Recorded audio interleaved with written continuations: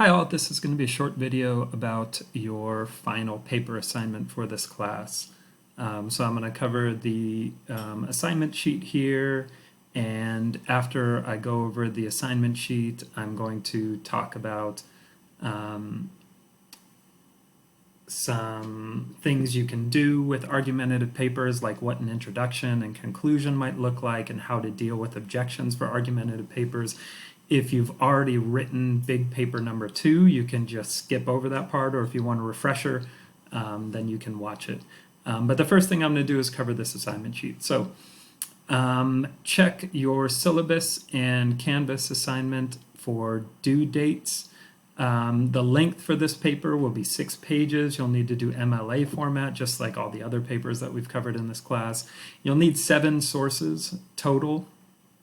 Most of those, if not all of them, need to be scholarly sources, and you'll need to do a works cited or bibliography. You'll need 3 well-placed quotations, just like you have in previous papers for this class. So now let's get into the meat of it. For the directions, so you can choose your own topic for this paper. There's just one requirement as far as the topic is concerned. As far as the content is concerned, you must explain and evaluate. So explain and evaluate, so 2 parts there. At least one argument that animals deserve rights or at least moral consideration. And you must consider objections to the view. Beyond that, you're free to craft your paper however you want. So as long as a major part of your paper is explaining a view of the moral status of animals and considering objections against it, and so that would entail evaluating it, so figuring out whether the argument is good or bad. As long as that's a big piece of the paper, then with the rest of how you fit that into the paper and whatever else you want to do with the paper, it's up to you. I have some possible topics here that you can write on, but again, as long as you have that piece, then you can do whatever you want with the rest of your paper. So some possible topics. One topic would be explain some practice in which we use animals for our benefit. Discuss whether this practice should be kept or changed or rejected, considering the theory of the moral status of animals that you find most plausible. Explain why that theory is the most plausible amongst the theories that we have read. You need not compare it to other theories here. At minimum, you need to evaluate an objection against that theory and see if that theory can stand up against that objection. This is the most popular paper topic. Most people in this class take the practice that they wrote about for their first paper and marry it to a theory of the moral status of animals that if they wrote the second big paper, maybe they wrote on that for their second paper and combine that for the third paper. So you would take the practice from the first paper, you would explain all the facts about that practice, then you would explain some moral theory, or you might want to do them in reverse order. Explain some moral theory and how that applies to the moral status of animals, then explain the practice that you talked about in the first paper or another practice. And then you would want to come to a judgment. Well, you would want to consider an objection against that moral theory, talk about how the theory stands up to that objection, how the objection is not a problem, because you want to write about a theory that you find plausible and why you think it's plausible. And then in the end, you would come to a judgment, what that theory says about this practice, considering the moral principles involved and the facts of the matter, and coming to a judgment. So another possible topic here, you could consider, again, talk about a practice and come to a judgment about whether it should be kept, changed, or rejected, considering a few theories of the moral status of animals, and explain why the theories would lead to the results that you suggest, and consider, again, you do have to consider objections, so you might want to talk about which theory among the competitors is the strongest, and which has the best view on the issue that you're discussing. You could compare the pros and cons of the various theories of the moral status of animals. You're going to want to come to a conclusion about which one you think is best, or about which can't be supported, or which could possibly be supported, but that could be a paper topic. Another topic would be evaluate just one argument that animals deserve rights or moral consideration, or one argument that they do not. So this would be just a full argument analysis paper without much focus on individual practices. This would just be a straight philosophy paper. Towards that, along the same sort of lines, number 5 here is explain and evaluate Alan Wood's fix for the moral community as conceived by Kant. You wrote a micropaper on Kant and his conception of the moral community and how it's problematic, how he tries to respond to that, but his responses are ultimately unsatisfactory. Alan Wood is another deontologist who, a Kant commentator, who tries to fix the deficits of the conception of the moral community according to Kant. You can evaluate his fix and see if it works. Or you could evaluate the following objection to the way utilitarians conceive of the moral community. Human suffering is unique, so we deserve more moral consideration than other animals. That is outlined in a blog post that I linked to here. If you write on this topic, make efforts to find the objection in some scholarly sources, not just a blog post. All right, so your grade breakdown. The paper's worth 250 possible points. Of these possible points, 200 will be a function of the quality of the final draft of your paper, and if required, 50 will be a function of the quality of your detailed plan. If I've mentioned to your course that you don't need a detailed plan, then that will not be part of your grade. If I haven't said anything about that, then you will need a detailed plan. If you're watching this video in spring of 2020, then you do not need a detailed plan for your papers because of extenuating circumstances. All right, so that's the assignment. Again, the topic is open. You just are required to evaluate a theory of the moral status of non-human animals, and you're required to consider objections to your view. Now, you might consider objections to multiple points of your view. You could consider objections to the theory that you're going to be using. You could consider objections to the application of your theory to the issue.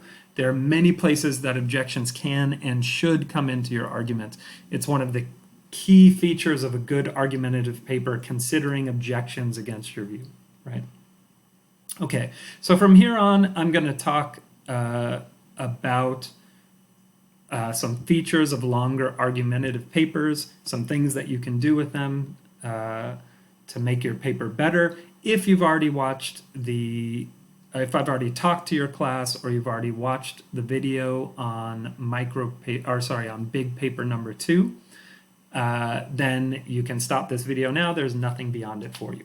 But if you haven't, let's talk about what you can do with argumentative papers. So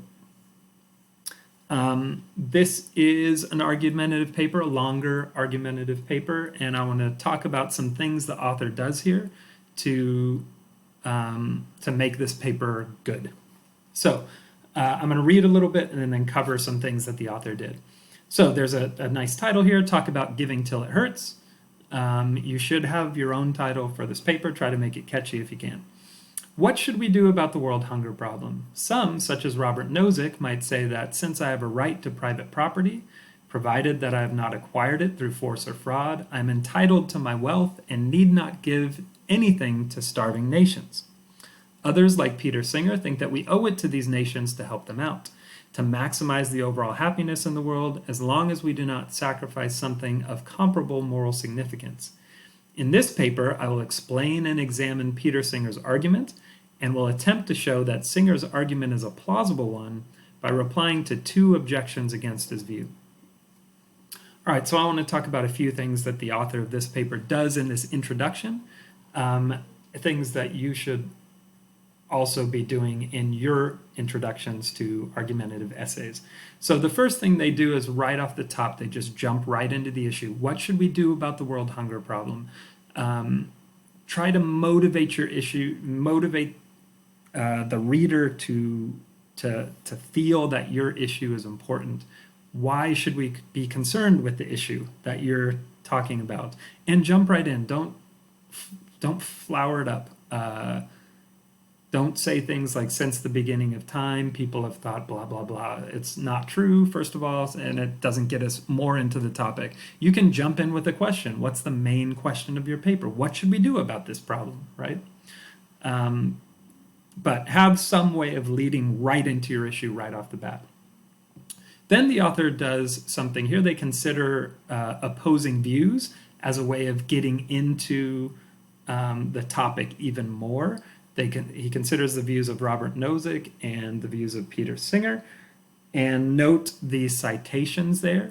Even though there's no quotation, because there's a paraphrase of some view, there's citations after the sentences. Then let's look at the last sentence. In this paper, I will explain, and note that phrasing, in this paper. So you're referencing the paper that you're writing and what you are going to be doing. So say I. In this paper, I will explain and examine Peter Singer's argument and will attempt to show that his argument is a plausible one. So what we're getting here is really 2 things, a thesis and a plan. A thesis is what you plan to prove, is what you're trying to prove in your paper, the take-home message of your paper. And then a plan is how you're going to go about proving that. You should have both things in your introduction, preferably in the last sentence or 2 of your introduction. So this person is going to try to show that Singer's argument is a good one. Another thesis could be trying to show that Singer's argument is a bad one. If you're writing about the moral status, whether a practice should be adopted or not, you could say something like, this practice should be changed because animals deserve, I'm going to show that this practice should be changed because animals deserve rights as strong as the ones we afford to humans, and I'm going to show that by first laying out the facts of the practice, second laying out a theory of animal rights and evaluating that theory, and finally applying that theory to the practice, right? Your thesis and plan might look something like that.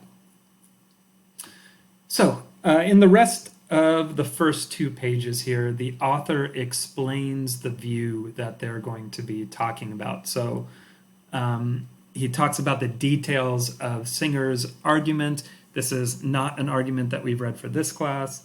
This is an argument where Singer tries to show that people should be giving to the point of marginal utility to people suffering from famine to help them not suffer and die from famine. He explains the background theory, utilitarianism, some assumptions that Singer makes in his argument. So the premises of the argument, you should cover those because you have to cover an argument for this class. So you should cover the premises for this argument. If you need to define any key terms, you should define those key terms. So if you're talking about utilitarianism, you need to define happiness. You need to talk about what equal consideration means to utilitarians. If you're talking about deontology, you would need to define the principle of humanity. You would need to define autonomy and rationality. So regardless of what you're writing on, you'll need to explain a theory, the main principles involved. You'll need to define key terms. If there's any easy objections to the theory, like misunderstandings that you want to clear up before you get into heavier objections, you can do that too. So in the first two and a half pages. The author just explains the view. Then we get into some another thing you should do here. Note this paragraph that starts here. I think Singer makes a very plausible argument in favor of world hunger donation. Because a strong argument can be made, at the very least, not helping someone when doing so will save another's person's life and will not be costly to the donors, morally wrong, blah, blah, blah. Here, this is something you should do in your paper, regardless of the view you're talking about. Whether you're going to ultimately support the view or ultimately reject the view, you should try to make the argument sound at least initially plausible. In other words, initially like good on the face of it. Couple reasons you should do that. If you're planning to support it, you want to make sure that it's a view, you want to show that it's a view worthy of looking closer at and supporting. And if you're rejecting it, you want to show that it's a view worthy of considering, but ultimately rejecting, right? Even if you're rejecting it, it's not very impressive if you say off the bat, this argument totally sucks. I'm going to show you, anybody can see why it totally sucks, and I'm going to also show you why it totally sucks. Not very impressive. But if you can say, look, here's a view that's initially very plausible, that most people find plausible for very good reason, but it has this little flaw that I'm going to expose. Now that's compelling, right? That's a project worth looking at more carefully. So take some time to make the view sound like a good one, whether you're going to ultimately propose it or reject it. So then the author gets into some objections here. Everyone obviously does not agree with Singer's view. Singer's opponents might object that we affluent people have a right to our property and that donating to world hunger is a gift, not an obligation. Ayn Rand has said, no man can have a right to impose an unchosen obligation or unrewarded duty on another. There can be no such thing as the right to enslave. This view is also echoed by Robert Nozick, so these poor nations would be in effect enslaving us to work for them and provide them with food. So what I want to highlight about this is that the author will eventually dispense with this objection. They'll show reasons that this objection is not one that should persuade us. But note, they give the objection a full paragraph to let it breathe. You don't want to just throw a one-sentence objection in and then dispense with it. You want to make sure any objections that you consider, you really flesh them out. If there's a source for the objection, give the source credit and spell it out in at least a paragraph. And then the author gets to responses to the objection. Singer could reply to this objection, however, by arguing that property rights are not more important or basic than the right to life. If you can save someone with $1 or 1 minute of your time, then you owe that money or time to that person. If you were starving and knew that someone made a decision not to help you after deciding instead to go to a movie that they really didn't want or need to see while you starved to death, how would that make you feel? So property rights, at least when compared to the right to life, should be overridden. Also, to respond to Ayn Rand, Singer might reply by arguing that a person with a right to life in fact imposes an unchosen obligation on others' behalf, whether or not they like it. If this is correct, then a person can have a right to impose an unrewarded duty upon another. So note the response. If you're going to support a view, for every objection that you propose, you need to offer a response. And if you set out the objection in a full paragraph, which you should, you'll need at least a paragraph to respond to the objection. And that's what the author does here. The author considers another objection in a full paragraph, another response in a full paragraph, and then concludes. So let's talk about the conclusion. In conclusion, I've examined Singer's argument in favor of donating to world hunger and tried to show that he makes a good argument for his position. In order to do that, I've considered two objections against his view and arguably gave some plausible responses on his behalf. Though Singer's position demands a lot from affluent nations, we cannot deny our moral responsibility to help out people whose lives depend on receiving aid. World hunger is an important issue, and much more work is needed in order to discover what the best way of relieving it is. For example, I've not shown that Locke's view is definitely incorrect, though I have tried to answer an objection that he may have made. Whether or not Locke is correct is another issue for another day. All right, so let's talk about what the author does here. In the first paragraph, in the thesis statement, the author talked about what he was going to do. and how he was going to do that. In the conclusion, the author talks about what he did, so what he proved, and how he tried to go about that. So in the first paragraph, you talk about what you're going to do in future tense. In the conclusion, you talk about what you did in past tense. This is a closed writing style where you set the issue up, you do it, and you set the argument up, then you do the argument, then you talk about what you did in the argument. So in order to do that, consider two objections. So again, how they did it.